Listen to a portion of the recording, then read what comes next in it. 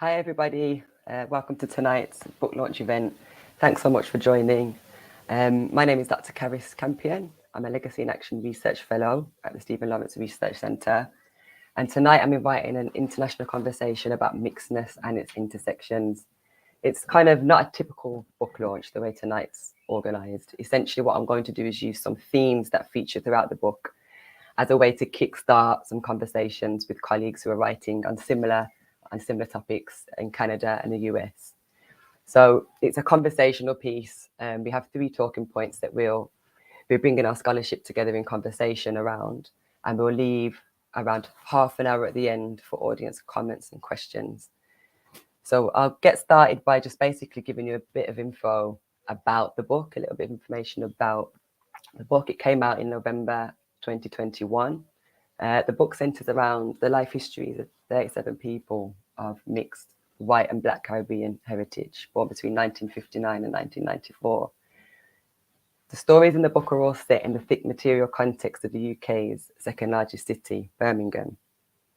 It traces how the personal histories of the participants are intimately linked to the social histories of the city. By critically examining how the spatial locations of black mixed race subjects can shape their racial identities, in the book I suggest that place can function as a way into racialized understandings of the South. I found that throughout the book, place was often a key reference point, resource, and toolkit that all the participants drew on to articulate their racialized identities. My focus on place in the book is partly why I wanted to invite this conversation about mixedness and its intersections through an international lens. I want to try and keep in mind the importance of place as an analytical framework as we move through these conversations tonight, to reflect on how mixed race as a racialized category and concept means very different things in different places. So in addition to place, time is a central conceptual framework throughout the book. At its foundation, Making Mixed Race is a social generational study. And by organising the samples into 3 birth cohorts, which I call the 60s, 70s, and 80s born, I situate the participants' narratives within time-specific periods to examine some of the social influences that have shaped the possibilities for and constraints around their racialized identifications. From Rastafari and roots reggae music in the 1970s to the ascendancy of African American hip-hop in the 1980s, I try to locate the participants within their wider social and political context and some of the dominant countercultures of their coming-of-age years. But whilst the book closely traces differences across the distinct social generational groups, what I found is that the participants across all of the age groups also shared a number of things in common. And it's these commonalities, some of these commonalities, that I want to reflect on today with my colleagues, that relate to specific themes such as colorism, mixed race desirability and gender, privilege, power, and sexuality. So with these themes in mind, the conversation this evening will be organised around 3 talking points, using Making Mixed Race as a way into these 3 talking points. So the first is historicising mixedness and desirability. The second is sexuality, dating, and mixed race. And finally, we'll end by thinking about themes related to mixed race, families, and futures. My guest panelists joining me in conversation tonight are Professor Shirlean Tate. She's based at the University of Alberta. She's published extensively on racism, affect, hybridity, creolization, beauty, and Black anti-racist aesthetics, race performativity, Black-white mixed race lives, and the race and gendered body in enslavement and freedom. Dr. Chantal Boggs is an assistant professor at Florida State University with a joint appointment in the Department of Sociology and the Program for African American Studies. Her most recent publications explore how race, ethnicity, gender, and sexuality shape the ways that people build and negotiate intimate relationships, with a particular focus on multiracial populations and interracial couplings. Hi, Chantal. Dr. Elisa Newman is a Hector Levi Fellow at Johns Hopkins University. In the fall of 2022, she'll begin a joint appointment at Georgetown University as Assistant Professor of Sociology. and senior research scholar at the Kennedy Institute of Ethics. Her research has explored the production of racial meaning with a focus on multiraciality. She's explored these topics through research projects relating to collective identity formation, biology and genetics, the intersection of mixedness and masculinity, as well as family relationships and reproduction. So thanks everybody for joining me. We've got a great group of speakers tonight. I'm sure we'll have some really interesting conversations, which I hope that the audience will be keen to get involved with at the end during the last half an hour. Okay, so I want to just open up firstly by tracing some of the histories of racial mixedness, sexual desirability, and gender that feature at points throughout the book to help lay the foundations for the conversations that follow. So I'm going to take very short excerpts of the book just to introduce this first segment, and I'll invite Shirley to join me in this first segment. So the British West Indies is where every story in the book begins. Mixing across racial lines has a long history on these islands, and mixed-race populations were one of the early byproducts of colonisation and slavery. The legacies of mixedness, hybridity, and Creole identities are signified in the mottos and national anthems of contemporary independent Caribbean nations. Take, for instance, Jamaica's national motto, "Out of many, one people." In the British West Indies, mixed populations tended to be regarded historically as potential allies for the whites in slave societies like Jamaica, where by the early 18th century, slaves outnumbered their masters by a factor of 8 to 1. The positionality of mixed-race people in the British Caribbean was never straightforward, and the rights and recognitions that were handed to them were often in flux. Nevertheless, they tended to be positioned in a social location that was quite distinct from Black people without so-called mixed origins of so-called exclusive African ancestry. Across the region, a plethora of terminology was used to count, control, and identify people of mixed race. Some of the original terms include mulatto or the free-coloured. The term mulatto denoted people with one white European and one Black African parent, while Sambo was the child of a mulatto and a Black African person. And at the other end of the spectrum were racial categorizations which donated less African blood, including quadroon, musti, and mustafino. Within the racist patriarchy of these plantation societies, mulatto women, compared to men, were much more likely to be taken as mistresses by white men, and literature suggests they were more likely to be freed and islands like Jamaica. In the book, I tried to revisit some of these plantation legacies to signify the permanence of coloniality, how it shapes some of the contemporary logic mixedness in Britain today. Specifically in chapters 4 and 5, I trace the ways that mixedness and or light-skinned can be valorized within Britain, and specifically within the complex racial schemas of Black diasporic communities, and consider the gender dimensions of this colorism. It was the women in the study who tended to experience the fetishization of their aesthetic most acutely. They were more likely, for instance, to be racialized as brownings than men. The term browning is a popular phrase used in Jamaica to identify people of mixed race who occupy the middle strata of its racialized class system, positioned between the majority Black population and a tiny white minority. A quote from one of my participants, Olivia, aged 50, succinctly sums up the social and racial location of the browning in Jamaica.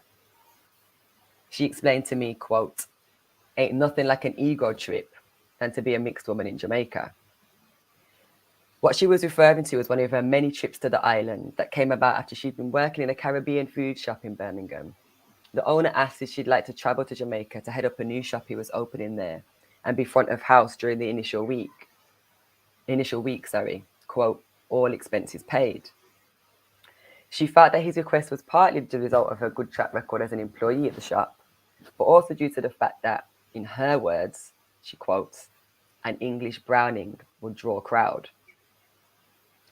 The figure of the present-day browning can be historically linked to the mulatto population of the slavery period, who, as noted, tended to hold more privileged social and economic positions in society compared to their Black counterparts.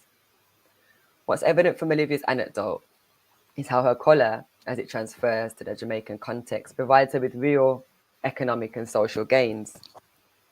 Here we see how the Browning identity encapsulates an historical colour class position, whilst also signifying, as Shirley's talked about in her work, which I'm sure you'll comment on soon, a distinctly, quintessentially feminine Jamaican beauty ideal.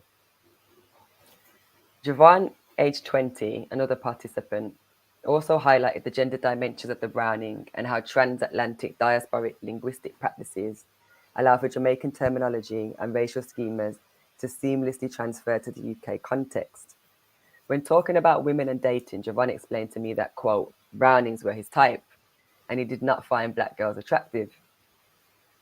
In Javon's sweeping statement, black femininity is devalued and rendered ugly by juxtapositioning it with the so-called mixed-race beauty ideal. Unsurprisingly, the women in the study were most privy to this stereotype, having been direct recipients of sexual advancements predicated precisely on this form of skin tone-based discrimination. Maya explained to me, when I meet black guys that say I don't date black girls, it just makes my skin crawl. That's just all levels of wrong. What's wrong with you? And when they try to say I only date mixed race girls, it makes me feel like I could be any interchangeable mixed race face. Like, it's not about me, it's just about skin tone. Ironically, it was in this exchange, the anti-blackness, which underpins the racial schemas that ascribe value to Maya's phenotype, is what causes her brown skin to crawl. In her view, her mixed race face simply becomes interchangeable with others within these blanket statements about dating and desirability that she encounters. She describes feelings of repulsion, recognizing in that scenario that the black male sexist gaze fetishizes her body, rendering it part of a mixed race monolith.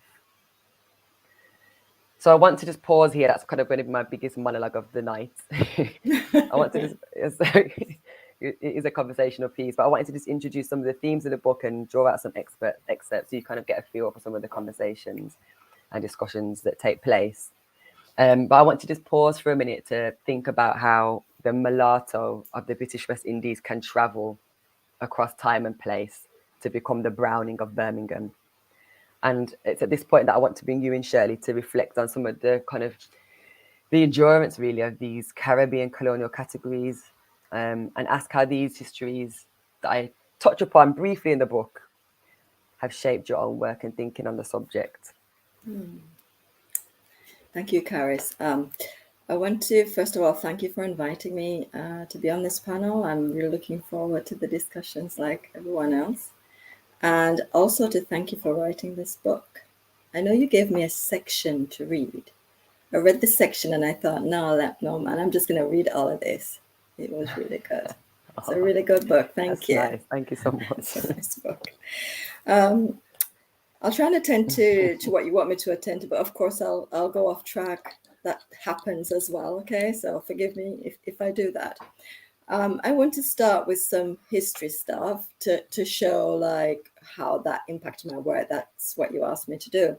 So I want to start with Brian Edwards's 1790 book. Brian Edwards was the son of a planter in Jamaica, English planter, which meant he was a planter himself. And he wrote this book, The History, Civil and Commercial of the British Colonies in the West Indies. And I think it was published in several volumes or several editions anyway. And in that book, he speaks about people of color. That's his actual phrase, people of color in the Caribbean, by which he means the mixed race population. In that book, we also see him mention sable and saffron Venuses, and they were mentioned as potential, ever-present seducers of white colonial men who went wild in the tropics. Both of these skin types of Black women have been sexualized in colonialism across the Caribbean region. We also see, for example, a similar pattern in Cuba, in Puerto Rico, in the Dominican Republic. So across European empires, say, in the Caribbean, in which brownness, light skin, was established as an aesthetic ideal of Blackness, especially when linked to heterosexual male desire. One of the interesting things here, I think, is how stereotypes of lighter skinned desirability, women, this is, of lighter-skinned women's desirability, actually existed across all European empires, whether they were directly involved in enslavement or not, because all of Europe was involved in enslavement to one extent or the other. So this stereotype existed across all European empires and also their metropoles. So it wasn't just about being just stuck, being only in place in enslavement in the Caribbean and the Americas. This desirability also led to lives of sexual abuse being lived by Black-white mixed-race women. Just as white stereotypes travel across empires and are translated into a variety of languages and cultures, so too ideas on Black beauty travel across diaspora, as Caris has shown in her book. So Browning, which emerged in the late 20th century Jamaica from the culture of the urban dispossessed, has traveled through the roots of the Black diaspora to appear in the UK and elsewhere. The travel of Black beauty ideals and categories are significant, but a question I keep thinking about still is whether they decolonize beauty models or if our models still reflect coloniality. It's something I'm still thinking about, and I've not reached a conclusion on that yet. I probably never will. So you can see that histories of aesthetic types, racial categories, and political identities are important to uncover, to excavate, to unravel in order to understand the present and possible futures. Knowing this shaped how I approached, and it took me a while to know this, it took me a while to get to that point. But anyway, knowing this shaped how I approached the research and writing of my 2020 book, this one, Decolonising Sambo, Transculturation, Fungibility, and Black and People of Color Futurity. I'd never intended to write a book on Sambo, but as Caris has said, Sambo is a mixed race category, which is pertinent for Caribbean enslavement societies. That's why I wrote this book.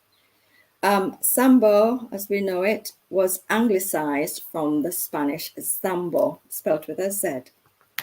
Sambo appeared in the plantation records that I looked at, in the archives, as a color description. And as Caris said, this is a color/racial description for a child who has one mulatto parent and one Black parent. So Sambo isn't a nothing. It was and still is a sign of racial subjection and continues now in social life, like we have Sambo in the UK as Gollywog, for example, continues in objects, continues in media, continues in museum collections, and continues in our psyches as a sign of racial subjection. And this sign impacts all Black people, irrespective of skin shade, hair texture, and facial features, so to speak. We can see the racial subjection of mixedness of Black and white, mixedness, I mean, even in museum collections in the UK. We can just go, for example, to Blackburn. You know, it's a city in the north, for those of you who don't know Blackburn at all. In Blackburn Museum and Art Gallery, in their collection, you can see it online as well. We can see a sculpture sculpted in white marble by John Bell. It was exhibited in 1868 to the Royal Academy of Arts, and that sculpture is called the Octagon, another mixed race category. Even 30 years after enslavement ended, remember this was exhibited in 1838, the sculpture, which stands at over 5 feet tall and is done in the form of like Botticelli's Venus.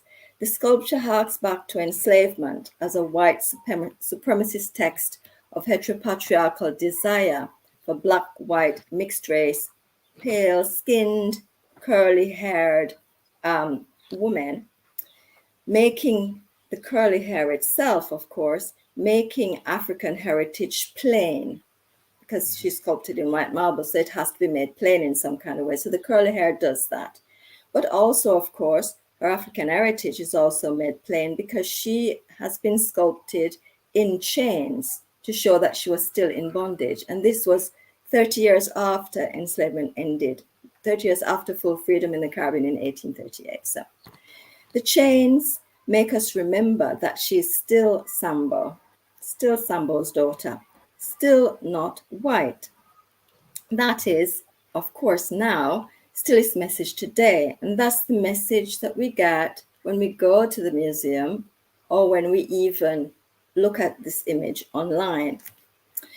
The archive for me is quite important, and I never thought it would be because I'm a sociologist. I never thought I would have such an interest in doing archival work. But what the archive shows us, well, shows me, is that we still exist within coloniality and that this extends to desire as well. And of course, desire is two-edged. There's desire for, but also at the same time, revulsion towards Black flesh. And these are two sides of a white supremacist coin, as we can see if we look at the octoroon, for example. And we can also look at the bodies of other mixed race women as used by nation states. So for example, in the UK, a very famous Black-white mixed race woman is Jessica Ennis Hill, used by the nation state to represent itself as like post-race, tolerant, multicultural. So bodies, women's bodies are, mixed race women's bodies are used at different times in different places and spaces for particular sorts of work. But we still have this continuing anti-Blackness and white supremacy still being maintained. I think I'll stop there. Thanks so much, Shirley. Just thinking about the histories of categorizing mixedness and the different kind of, you talked about June, Mustafino, and so on and so forth. I just wondered if Chantal and Elisa, if you guys had any thoughts about the histories of those categorizations of mixedness as a way to control in the US context. I'm thinking about when mixed categories first appeared on the US censuses and what the kind of purpose of those categorizations were. Yeah, I just wondered if either of you guys could speak to those histories.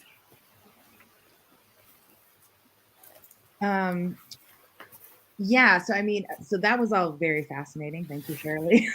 You're welcome. I really want to read your book now. So I mean, I think part of this is I guess in what we would describe as, I guess, like the antebellum period, where you actually have some of these kind of fractional, you know, your octoroon or quadroon kind of identifiers actually making their way into census counts. Like that was very temporary. Even mulatto as a category kind of made its way in and out. And I think part of the difficulty too in a US context is that there has been flexibility historically in who these multiracial categories are trying to pick up. So they're not just trying to pick up like Black multiracial populations. They were also trying to pick up at certain points in time Indigenous people, people who would have been Central Americans or Mexican descent. So there's a lot of messiness to that kind of multiracial categorization, both at present and historically. It was really interesting to me just kind of hearing about the Sambo kind of categorization.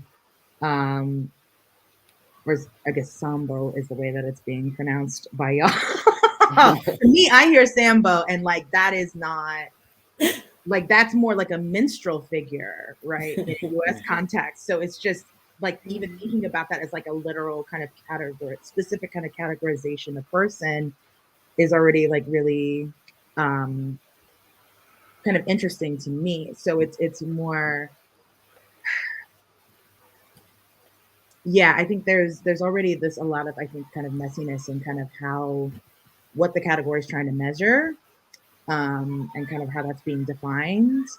And then obviously, we get into, very particular kinds of kind of policy writing, rooted in that one drop rule in terms of whether we look at, the Plessy versus Ferguson decision and kind of, who has rights, to access certain kinds of things. At one point, right, is your ancestry diluted enough that you can access things that white people have access to, right? Or, kind of is just everyone, right, descended from however many generations, right, going to consistently be, forced into this separate, right, kind of accommodation, resources, schools, etc.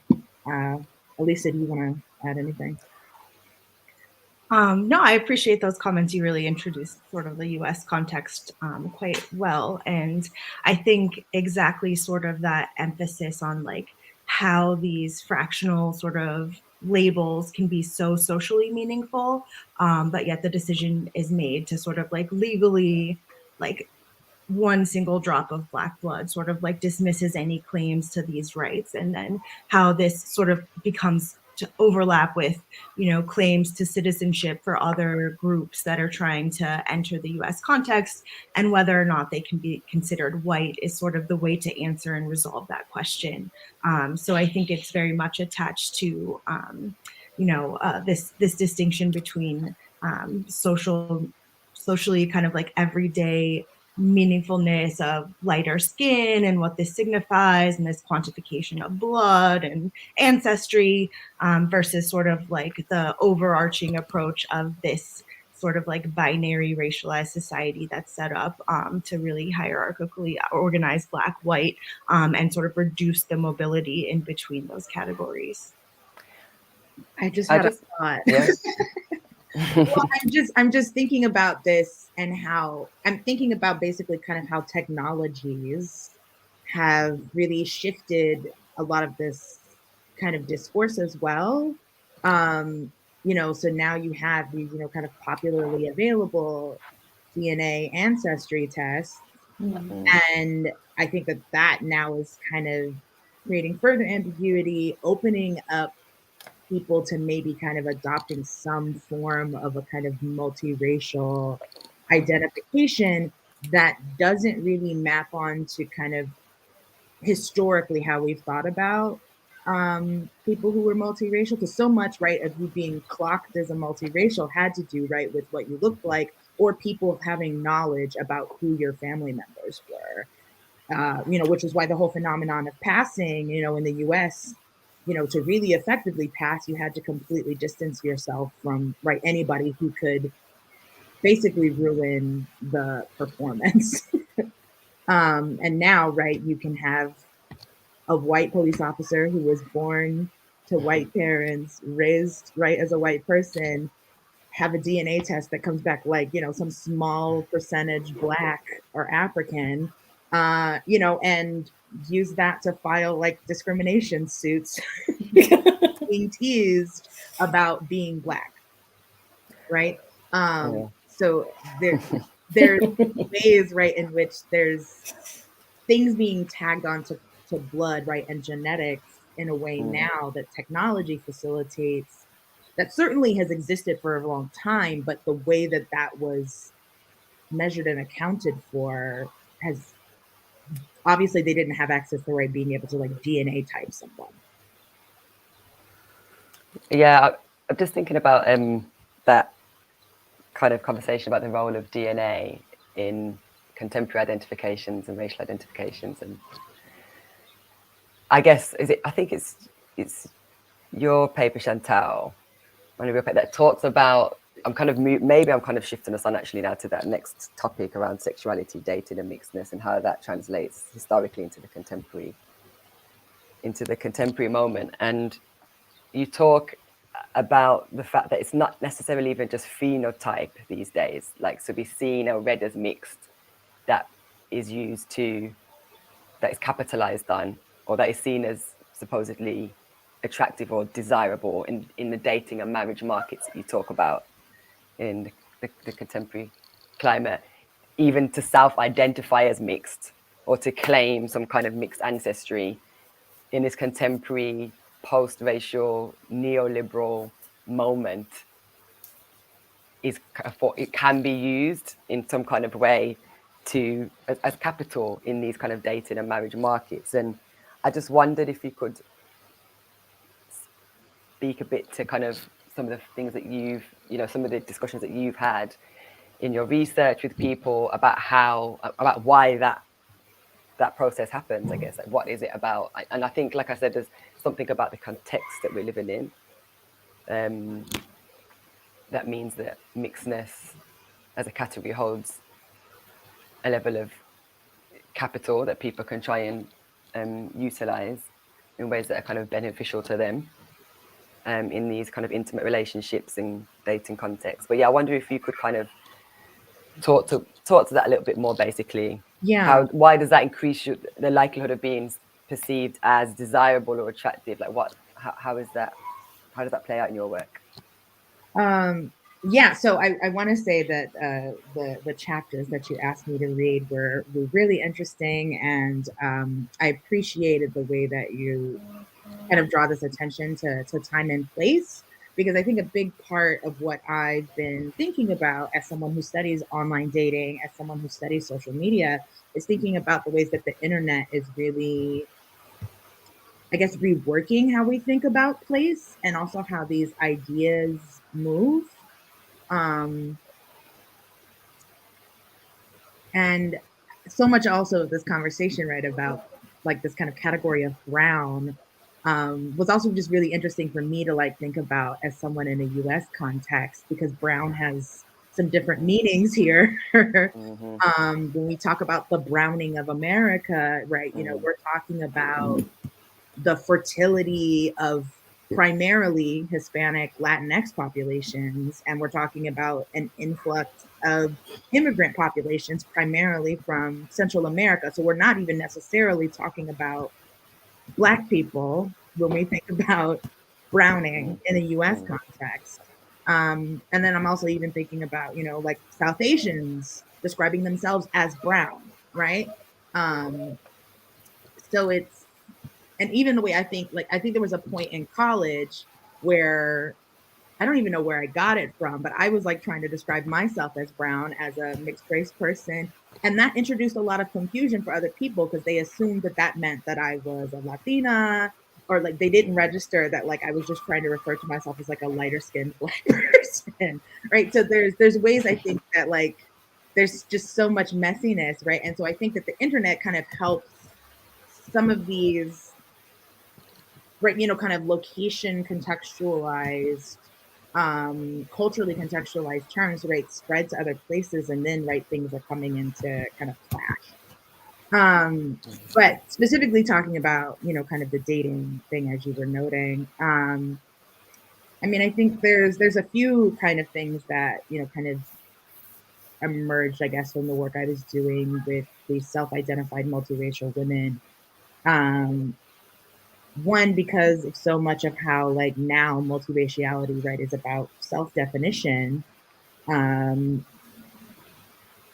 People kind of can pick and choose what they want to identify as and in what context.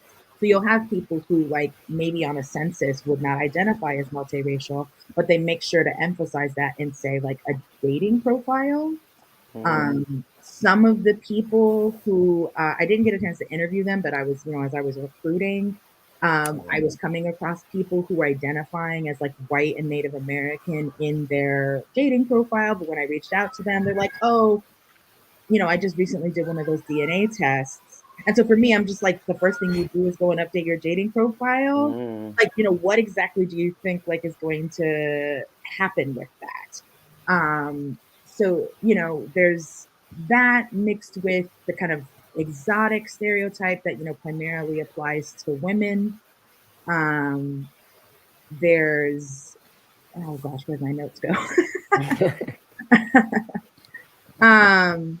I mean, I'm also thinking about some of what you talked about in the book, right? Kind of the perceived softness of light-skinned men, which of course, right, also equates, right, to the perceived femininity of light-skinned women. And so I'm also thinking about how people manipulate, their image for their dating profile. So using filters, using certain kinds of lighting to portray themselves as lighter skinned in their dating profile, in their social media kind of presence, which is a way to kind of draw people in, to get people to respond to your messages, to get to the date part. And then, right, some of these things start to fall apart because you don't fully look like what you presented yourself as online.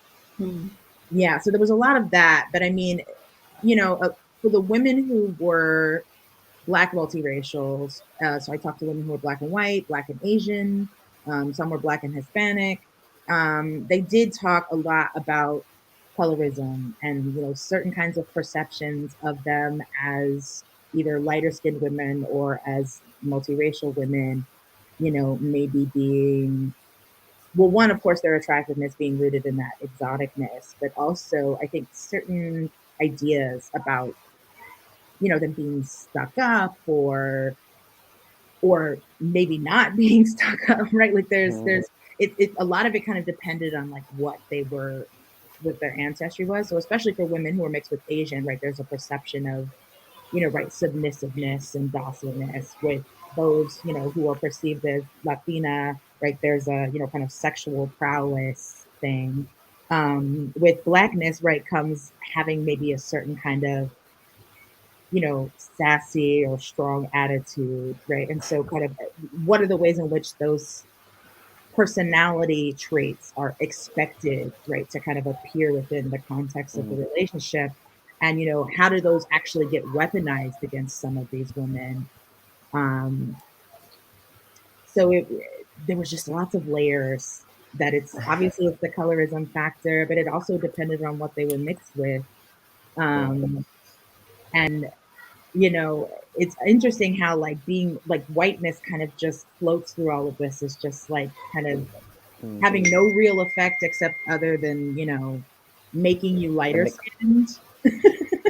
I don't think a lot of those historical logics of whiteness lending, intellectual ability or some of those other kind of hybrid vigor logics don't really continue on as much today.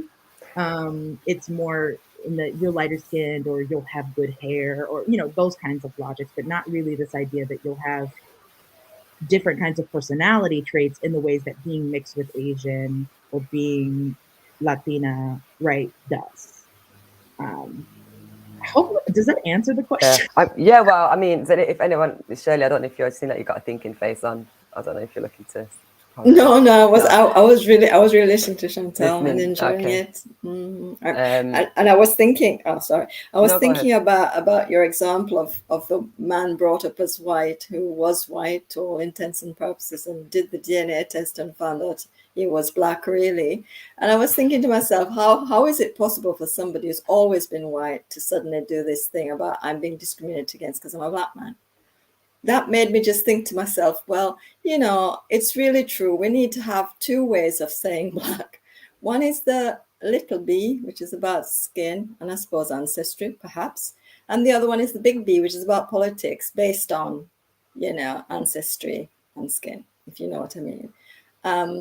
But it's kind of like, how do you do that then? How do you tackle that as a social policy issue, an issue of rights, which is using, so it's like white people using white rights, if you know what I mean, to continue. Yeah, anyway, I don't need to tell you because you know what I mean. I'll stop. I was thinking as well about Chantal, you talked about the discontinuity of kind of biological discourses around race and mixedness and traits, and how to be mixed would be a kind of signifier of one's character, historically, and how that doesn't necessarily translate. But I wonder what, I mean, at least I'm thinking about your work here, and mixed race men in particular, and the kind of feminization of light skin tones, how light skin, brown skin, whatever we're talking about here, translates very differently from men and women's experiences of their sexuality and their identity and how they're read in the world. And I think in the book anyway, some of the boys, the men, talked about kind of you being seen as a light-skinned softie, but also so to be mixed was an indicator somehow of how they might be in their personality, how they might date, how they might treat women. I don't know. But they were able to avert some of the more excessive pathologies of Black masculinity. I've just got this book. I've got the book here. So I want to read this quote from this guy, and then at least I could bring you in because it's one of my favorite quotes because it's just hilarious. Okay, so he's talking about he was kind of coming of age in the 1980s when like hip hop was in its ascendancy in Britain, and he talks about he said hip hop and breakdancing was in, popping, and I was good. Those things were seen as social capital. When I look back on it at that time, the mixed race people within our community, they had social capital, whether it be through garms, clothes, dancing, fighting. They weren't necessarily a minority. They were name brand. There was an era when being red was a badge of honor.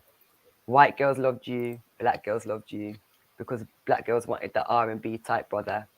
Do you know what I mean? Do you see what I'm saying? And then white girls were like, oh, Black might be a bit too rough, so let's meet halfway. And that quote, I don't know, there's so much to say there. But the way he equates his mixedness with these musical genres, with R&B and soul, and capitalizes on that in his dating life and knows that it can work in certain ways. And he becomes an object of desire for Black and white girls alike and whoever else. I just wondered if you wanted to, again, just keep on this theme of sexuality, dating and mixedness. I know it's an all-women panel, and some of our work is, skews towards thinking about women in a sense. But in the book, it's very much kind of, half the participants are men, half the participants are women. And I try to, talk about those nuances throughout. And I know that, Elisa, I've read a lot of your stuff, which helped me think about those nuances. I just wondered if you had any additional comment on thinking about mixed race men, hybridized masculinity, I think you referred to it as in one of your papers. Yeah. Thanks for that invitation. And thanks for reading that quote. It really stuck out in my mind too. And the work that you're referring to is like an article that I wrote on desiring the standard light skin. And the standard light skin was this sort of like stereotype that existed about probably explicitly like light-skinned Black boys, but sort of like more broadly, just like learning someone was mixed race was sort of enough to activate this stereotype, whether or not someone's skin was actually light or not. And very much so, sort of like has this appeal to like all sides. And it's interesting that so much of this conversation has revolved around sort of like the softness associated with light skin, because I think I sort of approached it from, like what masculinity is granted to them on behalf of their Blackness, right? Like this hyper masculinity is so much that in a different context, in a different comparison, their masculinity is never in question. It might be their Blackness that's in question, or it might be other things, but they kind of generally got assigned this sense of masculinity, perhaps unless it was in direct comparison to, like, say, a dark-skinned monoracial Blackness. I certainly think that the general sense of sort of being automatically granted that masculinity plus something else to provide this other sort of exotic appeal was something that I definitely found in my work. And I also sort of wanted to reference the tension that Shirley brought up earlier about, are these beauty standards sort of decolonizing, or what are they doing? And I don't know the right answer, and I don't know how to resolve that. And I think part of the reason that's difficult is because this sort of like being sort of exotified or being referenced as beautiful is sort of a disempowering experience at the same time. It automatically renders you sort of an object of consumption, and you sort of like lose any agency in that. And I think the reference that you made to your book about someone's skin crawling, and also sort of the depersonalization that happens, like you're beautiful, and not just beautiful, but beautiful because you're mixed or because you're exotic in some way, ends up, as much as we know that's associated with economic privilege in the workplace, educational assumptions that are ascribed to you based on those sort of perceptions, the actual experience of that can be very disempowering. So that's something that also makes this really difficult to think through, is like, you know, are we decolonizing this? Is this a sort of like a good thing, but also at the same time, like, how are people experiencing it, and how can that be such a disempowering experience at the same time? Yeah, I think the difficulties with so much of this too is that the literature, the discourse itself, it's so heteronormative. Yeah. And we don't really have a lot of Mm. exploration of the ways that like queer multiracials navigate, you know, there's not a lot of research exploring like queer multiracials, or even, right, I think kind of just like queering like multiraciality, right, in and of itself, right? So much of it is rooted in a heteronormative reproductive logic, right? Like these two people produce this multiracial Exactly. person, right? Um, and you know, it's the kind of binary gendering even of like exoticness, right? As exotic is feminine, you know, in past research I've done with multiracial men, right, they kind of talk about like, well, my sister's like, you know, gets called exotic, not me, right? Um, and so again, that like consumption aspect is really again rooted in, you know, kind of feminine, assumed fertile, right, you know, kind of heteronormative embodiment. And so, you know, I think that this is kind of the new direction, I think, for work to be going, is thinking about Definitely. queerness. And again, I think also just thinking about the ways that queerness undermines just a lot of, right, kind of colonial logic, Yeah. you know, and you know, can be this very fraught, right, you know, both kind of political category, actual orientation, act, right? Like there's all of these things that are tied up in that. Yeah. Chantal, as well, you in I can't remember which article it is now. The name of these articles, I should be dropping the titles for people to go and read. Sorry. But I think you talk about queer relationships as well. People, specifically those that are not married, so unmarried queer partnerships are more likely to contain partners of different racial ethnic groups in the Yeah, US. And just queer and mixedness, and just thinking about how, I don't know, like queer identities and relationships are already on the fringes. They're already operating outside of hegemonic norms, heteropatriarchy. So well, I mean, in some ways, yes. what's that? You know, I mean, In it, so I just had a book chapter come out so, that's talking about othering. And so it's talking about the ways that some of these straight white partners, particularly straight white men, right, are, you know, kind of sexually othering these women, literally in during the act of sex. But it also is happening with queer women, you know, kind of particularly white queers who, you know, see themselves as like kind of collecting people of color as like a bona fide for their progressive politic. Um, so there's these ways that, right, queerness is assumed to have a particular kind of political orientation, and people perform that through the kinds of, right, people that they have sexual relationships with and romantic relationships with. I mean, and straight people do that too, right? It's, you know, it's not exclusive to queer folks, but it's, there definitely, I think, needs to be more exploring of that outside of, I think, relationships that, you know, interracial relationships that involve white people, because that's so much of the focus. But certainly, yeah, I think, right, you know, kind of what are, you know, people of, you know, kind of different experiences bringing in to, you know, these kinds of contexts.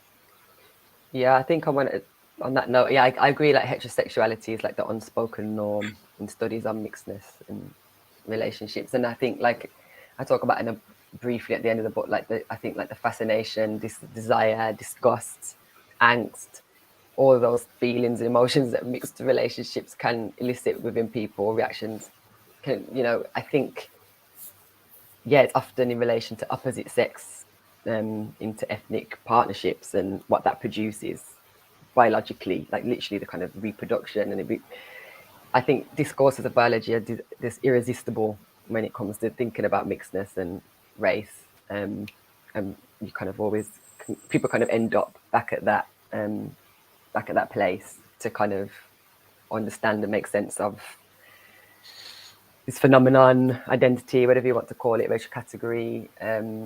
So yeah, and on that note, actually, is thinking about, I guess, partnerships, family. I think the time has gone so quickly; it's 10 to already. But I wanted to bring Elisa in to talk a little bit about some of the ways that heterosexuality, queerness has featured in some of your very recent work on mixedness and families and futures. So we're thinking of, yeah, I guess exactly what Chantal said just then about there's a kind of the lack of that lens lacks within these studies and discussions. But I know, Elisa, you've been just recently doing some of that work. So yeah, how does discourses of race, biology, blood kind of feature in your participants when talking about kind of future families, mixedness? Yeah, so that's such a great tie-in. Thank you. And it's true that I sort of have moved my work into the realm of assisted reproductive technologies, and I have an article that specifically focuses on queer couples and the queer reproductive context, especially in this realm of assisted reproduction, to sort of think about exactly these themes. I did have some sort of like broader comments on the general theme of mixed race families and futures. Because please, just lead with that, Elisa. It's just, we kind of had that conversation. I thought, wow, you're having some of those conversations. So, bring that in wherever. But please do. Yeah. Oh, absolutely. And I think I do highlight that because that's also something that's really a strong theme in your book and something that I found really fascinating in your findings. But yes, as Shirley and Chantal have commented, I was assigned some chapters, but I read the whole book. And for me, it was so funny to think about mixed race families and futures. It really felt like a full circle moment because those were exactly the two themes that I was thinking about when I finished writing my dissertation. And I felt like actually those things were hanging over the dissertation. Like I really wish that I could say more about that. And I think that your book gives so many tools and novel sort of explorations for thinking about these two topics. So I'll try to just like sort of briefly share the comments that I had, which is that in a sense, these two themes are often deeply intertwined as discussions of families and children and the next generations always prompt a degree of speculation about the future. So what the book Making Mixed Race so effectively demonstrates is that so many of the questions we have about the future, who will mixed race children identify with, who will they marry, already have answers that can be explored within the present. So by drawing our attention to and indeed centering your analysis on 3 birth cohorts of mixed race Brummies born throughout the 60s, 70s, and 80s, this book extends and excavates mixed race histories to powerfully disrupt the perception of mixedness as a new phenomenon. In so doing, I think that the book shows that these speculations about the future of mixed race miss the very strong signals that exist already in the present. Who do these 3 cohorts across various social generations identify with? Who did they end up marrying? And really importantly, what did the race of those partners mean to them? So what I found to be among the most remarkable of this book's many valuable contributions is the great deal of consistency in the answers to these questions across all 3 cohorts. To me, this suggests that instead of only projecting and seeking answers into the future, we could actually examine these common threads between the cohorts for a sense of what they share and why, despite the very varied historical contexts that are so thoroughly laid out in this book.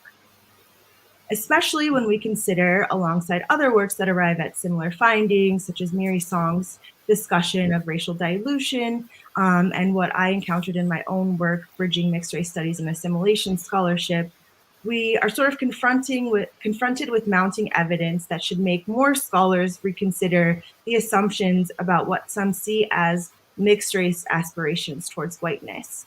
So in this book, I think the evidence is really powerfully presented as we see a rejection of the valorization of whiteness or lightness at various points throughout the life course from the very same populations that in a previous chapter explicitly discussed the ways in which they benefited from that.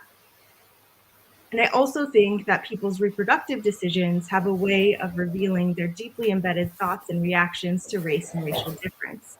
So my own examination of mixedness in families has led me to explore the realm of assisted reproductive technologies, which in that realm, I think we often sort of imagine that race is made more explicit here because that's how donor sperm and donor eggs are sorted. That's sort of really deeply embedded in the logics of that realm. But I think the book Making Mixed Race reminds us that we're always making these racialized reproductive calculations, whether we want to admit it to ourselves or not. And I think you collected really remarkable interview data that people sort of explicitly admit to and work through those tensions. For me, I was super struck by this quote from Anthony, who was age 36, and how he expressed how he wanted to hold on to his Blackness and consciously decided to only go out with Black or mixed race partners. He said, "I knew because I was mixed, I didn't want my children to be lighter than me. Maybe it's because I wanted to be accepted more as Black than I did anything else." And this really draws our attention to how the families and these study participants, the families that they form are sort of a mechanism to, quote from your book, reconcile their own complex relationships to a Black identity. So importantly, as you point out, despite the ways that they articulated a Black identity as being couched in collective consciousness, spirituality, and the like, when it came to these discussions of family, children, and identity, Blackness really sort of returned to being couched in a biologized, essentialized way. So I think that's true in your book, and I think that's something that I've found very much so in my research in the realm of assisted reproductive technologies too. So hopefully that does speak to your question in the end. Oh, great, Elisa. Thank you. Thanks so much as well for bringing in bits of the book. That's really nice. Yeah, I mean, it is interesting how people, like you say, like in their own life, wanted to kind of eschew these ideas of like fractional terminology, fractional identity, kind of like, what it means to be mixed. Like, that's not what I want to kind of associate with. And then it came to families, the family making, that fractional, which was just so hard to avoid. I talked to one participant, about her daughters and how she identifies them or how they identify themselves. And she was very clear. My kids are 3/4 Black. My kids are Black. It was almost like a given. So it's kind of like, it's just this, how biological discourses of race are just irresistible, I think, when talking about mixes, and especially in relation to family and future family formation. So yeah, I think that's something that hopefully we can talk a little bit more about in the Q&A in the last half an hour. But does anybody else want to bring any other comments in just at the end before we open it up? Because I'm aware that we're coming up to 7 o'clock. But if anyone wants to add anything, please feel free. Well, I'm thinking too, along with this kind of, what does the perceived race of your children say about your perceived race aspect? I'm thinking about how, at least in a US context, we also have the the issue of if you do not look like you racially match your child, you can be assumed to be kidnapping them or abducting them or right, being assumed to be the nanny or the caretaker. And so I think that there's also, I think, like real pressures for like how, not just like how you'll be racialized, but quite literally the kinds of treatment you might receive based on kind of differential racialization of you and your children. And then even, right, the potential for, right, the state to become involved, right, in the form of police, rather, not just community policing, right, but quite literally having, right, police show up at your home. And so, I mean, I think like that those, right, I mean, those are like legitimate structural fears that go beyond just this kind of fractional, this is how we identify thing, like there's quite literal, right, threats from society if you are perceived, right, as racially different from, right, your offspring. So I think there's, and I don't know to which, like, some of that pressure, right, extends to other kinds of contexts. I feel like some of this is just because the US, we love surveillance and we love policing. So, there's a lot of that, I think, that additional pressure.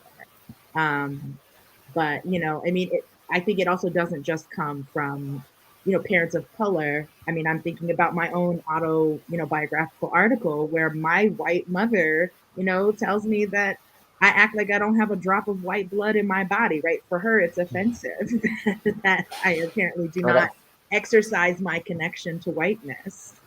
Which that's in the book, yeah. right, which seems like an odd discursive turn, but that's where we are. So there's also, I think, that element of parents, I think, being socialized around like a claiming discourse and an ownership discourse that perhaps is a bit uncomfortable given history of slavery. And I guess it's this kind of idea of, in the book I talk about some of those examples of white parents and those anxieties around their children and having kind of strong associations with blackness and what that means and for them and I think sometimes the kind of racialized difference was sometimes seen as a possible source of distance or kind of catalyst for creating distance, which in many cases it did. In the end, sadly, but obviously in many cases it didn't, and it was fine. But I think that anxiety around difference and distance is something that comes up in the book time and time again. And I think what was interesting about that discussion is how the burden of race in that sense as well was often the mixed race people themselves had to then hold their own feelings and that of their parents in mind. So I think there's a lot of, I've actually got an article that I've just written with Chantal Lewis, which talks about these very things, these very topics in quite a lot of detail. But yeah, I guess we should probably move it on and open up the conversation to whoever's watching. So if anybody has, at this point, if anybody has any questions or comments for the panel, then please send them over. Thanks so much, guys, as well for that. That was brilliant to say. So yeah, we've got half an hour now, just under half an hour for any comments and questions. So I think they come in the comments box. And if you've got any questions for each other whilst we're waiting for those to come through in relation to each other's work or any things that have come up today that you'd like to talk about a little more, then obviously feel free to ask each other questions as well. Elisa, so this new work on the fertility treatments, is this with like interracial couples or with multiracial? So I'm specifically looking to study interracial couples or couples with one partner who's mixed race, to sort of see how they navigate that context. Sort of like one additional sort of comment to extend what you were thinking about in terms of, policing and how like this racial matching idea is really important in that sense, or not looking like you're abducting your child and also not looking like or being assumed to be the nanny. Is also just how important these considerations are for queer couples who have to adopt the children that they're the parent of, and how much risk they have of sort of like how meaningful it is to not be perceived as the parent of that child when legally your claim to that parenthood is also tenuous, right? So like maybe lacking this biological claim, lacking a legal claim, and then also potentially missing sort of like this shared racial connection. So it does come up to be pretty important in those decision making. And again, like very explicit, like something about sort of like sitting down and saying like, who do we want as a donor and having to choose race and then come up with reasons for why makes this very explicit. But also for me, reading this book, Making Mixed Race, makes me realize, everyone's doing that in considering who they partner with or in talking about what their future children will look like, right? Like this quote from Anthony was explicitly like, I don't want my child to have lighter skin than I do, right? Also assuming that genetics always works in this particular way. Yeah. But I mean, this is quite literally, right, how blue vein societies or any kind of, right, colorist and classist communities, right, kind of also maintained consistency, right? There's a reason why there was logic like a paper bag test or these other kinds of things. People were making decisions on partners based on, not just, their class status, but, are you gonna darken versus lighten or maintain, right, right, the skin tone of the family. And I mean, obviously, like blancamiento, right, throughout, right, the Caribbean and Latin America, right, bettering the race is lightening the race. So people have been making these decisions long before, right, we get to, things like in vitro and that kind of stuff. Right. And so one thing that's interesting about the interviews that I've done is I've tried to recruit people before their child is born and then interview them after. And people do sort of make these calculations about this plus this will equal this, like A plus B equals C, white, black, perfectly mixed child. And they realize, like, after their child is born, like, that's not actually how this works. Or, throughout the first year of this kid's life or the second year of this kid's life, all these features change and all these sort of racialized assumptions get assigned to how they look. And it's been really fascinating, especially because it doesn't work out in a consistent fashion. And it also changes over time. It changes by context, right? It changes where they are, how this child is read, and maybe how they're read as well. Their experiences of racism. Yeah. There is a question in the chat now. There is.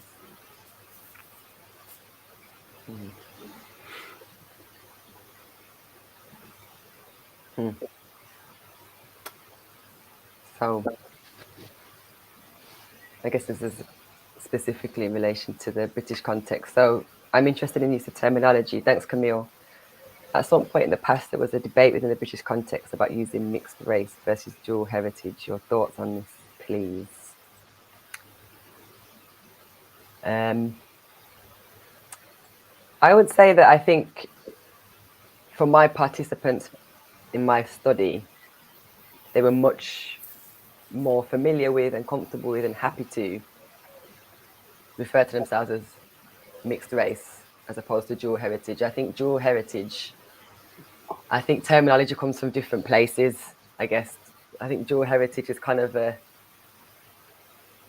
terminology that's come about from professionals trying to kind of speak about mixedness in a way that potentially, I guess, just does not use the word race as well. I know that, I guess when we think of it's kind of trying to distance from that really and think about more politically correct ways to refer to and talk about this population. But I think for the people themselves, that didn't necessarily transfer into their day-to-day, everyday terminologies. And many people were around and alive, young people using the term half caste for throughout the 90s, 80s, 70s. This was like popular terminology. And so it's kind of interesting how there's this kind of where terminology comes from. Is it from the kind of the people themselves and self-identifications, or is it from these kind of professional policy contexts? And I think, so I can speak to my participants and what their preference was, and that was kind of across the board really. But I don't know about anybody else. If anybody else wants to comment on terminology, I guess we're talking about the British context specifically. Yeah, I mean, I've been, again, I think I've been surprised at the way some of these terms move around. I think obviously immigration has some of the things to do with how these terms move around, but also, again, the internet and people's exposure. But I mean, like, I have a friend who's Jamaican American, so raised in the US, and I've heard him use half caste, and I was just like, I thought that wasn't used anymore. Where are you getting this from? So, this is someone my age, who's only in their 30s, so, born in the 80s. Mm-hmm. So, I don't know. And then I think I also just am thinking about how there seems to be some weird, I don't know, reverting because of like political context right now in a lot of places in the West. There's like some like moving away from certain kinds of so-called, PC, politically correct language. And so who knows, I think kind of, like going forward, what kinds of, language is going to be preferred or not. And I guess also thinking about the UK and the censuses themselves and official categorizations of race and tick boxes, mixed race, or dual heritage, so it suggests people have two distinctly racially different parents, and that's it. But obviously, as we know, that's not, to mixedness encapsulates, there's multiple heritages for many people. For many people, they just end up in that mixed other box, which we have here in the UK. Mm-hmm. So I think as well, dual heritage has fast become outdated anyway as terminology to kind of capture this group of people. So yeah, I don't know if anybody else has anything to say on that point. I'm curious about like when that conversation was happening, because it feels like dual heritage is a way to not say race in a way. Mm-hmm. Like it makes me think you could be referring to, interfaith couples or all kinds of different modes of having some sort of like dual experience, dual cultural, dual whatever it might be. So I'd be curious just to know when that debate was happening. And then also to share, like, I think that in the US context, something that I'm struggling with is having a way to refer to mixed race people who are not white, just because there's a lot of assumptions always sort of like conflated with that. And when I'm trying to explicitly say, like, I'm excluding mixed white from this conversation, it's always sort of messy to figure out, do I say dual minority? Do I want to even say the term minority? And I don't think we have a way to do that. And so that sort of just reminds me of that. Non-white multiracial doesn't really roll off the tongue. I think there's also something to say as well, which I mentioned in the book, about the fact that mixed race is almost like a signifier of people of black and white heritage, because of the way that you think of a mixed race person, you might not necessarily, in the British context at least, the first person that comes to mind might not be a person of South Asian and white heritage. And I think that's because of the way that black mixed race people are located within the color line, the racial schemas. I think race and blackness and race as a kind of discourse impacts on them in a particular way, because it's the kind of ultimate transgression of the black-white color line in a way that other mixed heritages or identities don't signify in the same way, I think. I don't know what you guys think about. I mean, I think biracial is similar in the US, in that biracial often is signifying a black-white multiracial person. Binary. Even though biracial could include anybody. Exactly. So there's definitely people who come to mind first with some of this terminology, even if it is technically kind of broadly inclusive terminology. There was some other questions in the chat if we want to get to those. Okay. Rebecca, thank you for this one. I don't even know where to start with this. Somebody else can please take this.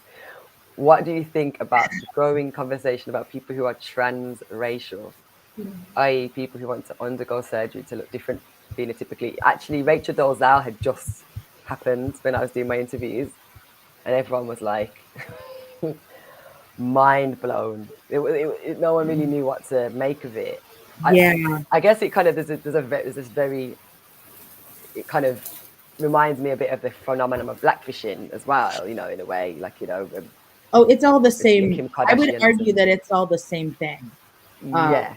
Because you've got pretendians, you've got the blackfishing, you've got the dolazol iteration of transracial, which is, you know, I mean, she didn't necessarily use plastic surgery, right, or anything, right? She just kind of wore wigs and changed her hair and wore some bronzer.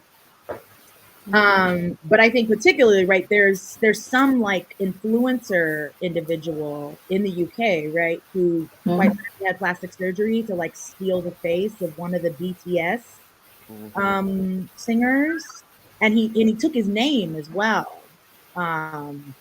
And so it's like going around identifying himself as a Korean, even though he was born white in the UK, and because he's had this plastic surgery and he changed his name to this BTS member's name, he's now claiming to be a Korean. I mean, I have difficulty with this whole notion of transraciality, actually, because like you can't change your race, even though we know race does not exist. You know, it's not, but it's completely a social construction. You can't change it. But what interests me about this is how it is that this man that you've just described can go around saying he's Korean. But if a Korean did the opposite and took maybe glutathione drips or something to really have very pale skin, he still couldn't be a white person now, could he? Yeah, no. I think that's been, I think the difficulty with so much of this discourse is the directionality, right? Yes. Who actually has the access to be another, because right, the pretendians are white people pretending to be Native Americans. We have had numerous academics actually who've been exposed, right, as people who are white people who are adopting various stereotypes or other aspects, right, to present themselves as people of color, right? And we're not seeing as much, right? I mean, I can't really actually think of an example. I mean, obviously you have some white, I like to use white appearing instead of passing, because to me, passing is speaking to an actual intention to present yourself as white, whereas white appearing is to other people, you appear to be white, you are assumed to be white, you're mistaken for white, you aren't necessarily actively presenting yourself as a white person. You know, so obviously we have people who are white appearing who may be, you know, multiracial in their ancestry and background, you know, and that to me is not the same as someone who is, you know, who is raised as a white person and decides that they are, because they are interested in this culture or they are a fan of this place, that they want to be that now, right? And with that comes having to perform in this particular way. I don't know, I struggle a lot with even giving oxygen to the concept of transracial. I mean, I know in the wake of Dolezal, there's been a lot of this debate among a number of, you know, sexuality scholars as well, right? You know, kind of about, can we think about, you know, transgender and transracial, right? You know, in these similar ways, you know, do these social constructs operate in any way, right? Similarly.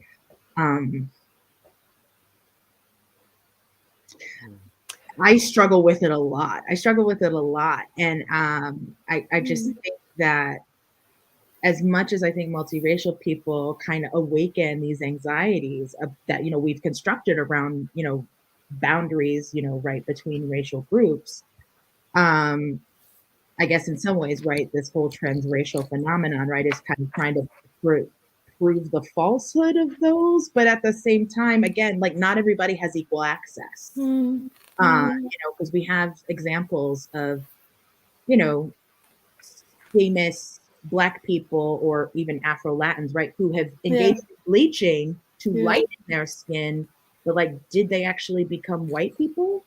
No, and they got immensely critiqued for it as race traitors or pretend Black people pretending whatever. So I share your disquiet with transracial, Chantal. I do. Yeah, there's some discussion happening in the chat. So I'm just noting the comment about Asian women wanting the double eyelid. So I think the double eyelid surgery is thinking more about Western beauty standards than it is about actually wanting to be white. Yeah. Mm. Yeah, The I'm distinction glad then. you've made that distinction. It's important. Yeah. Because I mean, it's the same reason, right, where we see people who we would think of as like ethnic whites, right, getting, nose surgery, right, to look more of the Western ideal and look less ethnically, right. Yeah. So I'm thinking about people who have, like kind of more pronounced nose bridges and having that removed to look. I think there was, there's was it the Hadid sisters who were Palestinian, had nose surgery to have kind of their ethnic looking nose bridges, right, moved down so that they could fit, right, more of a kind of more appealing Eurocentric beauty standard and be models. So yeah, I think people have all kinds of, right, plastic surgery to fit a beauty standard that often is, right, Eurocentric centered, but that doesn't necessarily mean that they want to be white necessarily. Right. Yeah, I think the kind of like the whiteness as a beauty ideal, obviously Shirley can speak to this probably more so than me, is changing. Like you say, you have and like blackfishing as a phenomenon, it's blackfishing, but it's a mixed, so-called mixed aesthetic that is often trying to be a kind of achieved, a black mixed aesthetic, and I think it's kind of, again, that's interesting to think about where mixedness as a kind of valorized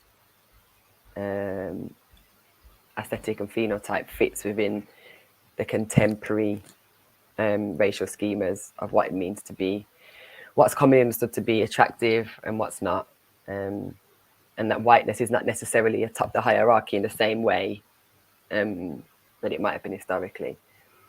So I think you're starting to speak to one of the other questions that was placed in the chat about pigmentocracy, and whether or not this is, sort of complicated by mixed race people with darker skin. Because I think that there is something to be said about the capital that is gained from having sort of like a mixed identity or mixed identification, just in signaling these things that are being associated with mixed race in terms of cosmopolitanism or just sort of like a broader sort of cross-cultural appeal or whatever sort of like translates across nations at this particular moment. I think there is some sort of capital associated with being mixed that doesn't have to have this necessarily be associated with lighter skin. I also think in my research that could be achieved by having, I think a lot of us in our work talk about like racialized features and how people sort of like pick out eyes that belong to a certain race, hair textures, other things besides skin tone. And as soon as people can sort of identify this and sort of test their racial literacy, test their racial kind of like ability to read features, I think that already makes someone activate this mixed race capital that can say like, oh, you're combining this plus this, and that sort of activates this whole thing. I don't think it has to only be associated with lighter skin. I think that's what I found in my research, but I'm curious. Yeah, I mean, but even like Jen Sims' article on the biracial beauty stereotype, I think that the mix that was seen as the most attractive was actually black and Asian. It wasn't black and white. And so I think there is like, I think particularly around hair came up a lot when I was doing my interviews. And so like, yeah, if you have the right curl pattern and the length and the thickness of the hair, like that communicates like exoticness to people. Regardless, I think a lot of times of skin tone. This is why, right, even like people who are monoracially black, and are unambiguously black in terms of skin tone, but maybe have really long hair, will be questioned on, well, you can't possibly be just black, because of this idea, right, that the hair has to come from somewhere, right? Yeah. So yeah, I think that to Elisa's point, yeah, like hair and eye color, I think especially with like what media has done to like kind of perpetuate a particular kind of multiracial look. So much of it, right, is, the kind of light colored eye color, right? There's a lot of times the kinds of iconic imagery that gets used. Even though, right, obviously like brown eyes are super dominant. Most of us are not walking around with cat eyes, but I think as well, again, with just thinking about men and mixed race men and women as well, and how pigmentocracy is experienced in different ways. I think in my research, I found that men were more likely to identify as and be identified as Black throughout their lives in comparison to the women. So that's also something to think about as well. How mixed race, phenotyped features, darker skin, lighter skin. Again, it operates differently for the men and women in my study. So I just wanted to kind of touch upon that before we moved on. Does anyone want to add anything to those points? I mean, I think I'd love to hear the Melissa Sinclair's question. Oh, Melissa. Okay.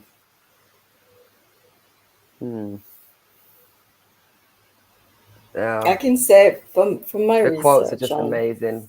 Yeah, they are amazing Go ahead, in your Shirley. book, and they're amazing in your book, Caris. But from my own research, the quote that stuck with me for many, many years is, I'm paraphrasing it now because I can't really remember the exact words, but paraphrasing basically, yeah. So I'm light skinned, black, white, mixed race. But when I come to the border in Manchester at the airport, they search me just like they search every other Black person. So I must always remember that is how I'm positioned in British society. I'm Black irrespective of what I look like.